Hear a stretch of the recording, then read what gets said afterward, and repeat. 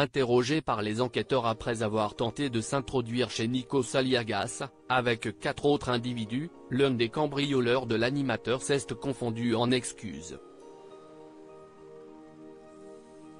Face aux policiers, il a affirmé qu'il n'aurait jamais franchi le pas s'il avait su que le domicile appartenait au présentateur de la Star Academy. L'année avait très mal commencé pour Nikos Aliagas. Dans la nuit du lundi 1er au mardi 2 janvier 2024, le domicile de l'animateur, situé à Fontenay-sous-Bois, Val-de-Marne, avait fait l'objet d'une tentative d'effraction. Par chance, les cambrioleurs n'ont jamais réussi à pénétrer les lieux, mais une course-poursuite s'était engagée entre le véhicule des malfrats et celui des forces de l'ordre.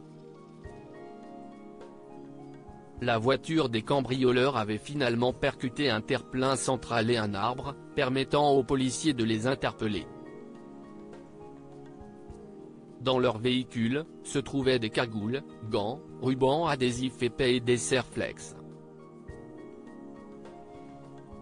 L'animateur de 54 ans, qui a échappé au pire, a été particulièrement traumatisé par les faits, comme l'avait affirmé son avocat, sur le plateau de Touche pas à mon poste.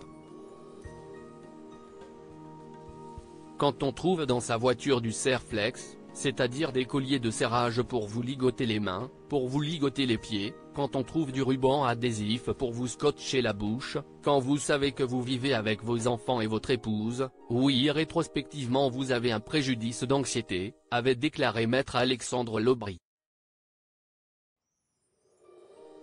L'un des cambrioleurs de Nikos Aliagas se confond en excuses dans les pages de Closer. On apprend ainsi que l'un des accusés, qui a tenté de s'introduire chez le présentateur de la Star Academy et de The Voice, a exprimé ses remords lorsqu'il a appris que le domicile appartenait à Nikos Aliagas. Je vois qu'ici est. Je suis comme un fou. Si j'avais su que c'était Nikos Aliagas, jamais j'aurais fait ça. J'aurais réfléchi à 2 fois. Il est connu, il est à la télé. Il est gentil. Je regrette vraiment, même si les excuses, ça suffit pas, a-t-il déclaré aux enquêteurs. Les 5 hommes, âgés de 19 à 23 ans, ont tous été condamnés à des peines de prison.